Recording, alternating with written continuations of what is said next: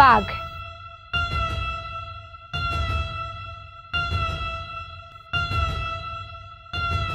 মইনাহঁত, এই জন্তুটো চিনি পাইছানে?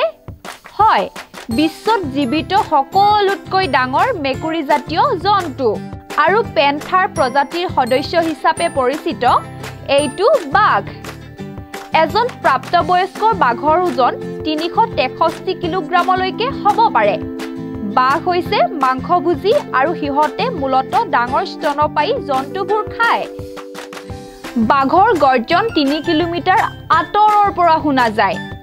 বাঘ হৈছে ভাৰত, বাংলাদেশ, মালয়েছিয়া আৰু দক্ষিণ কোৰিয়াৰ ৰাষ্ট্ৰীয় জন্তু।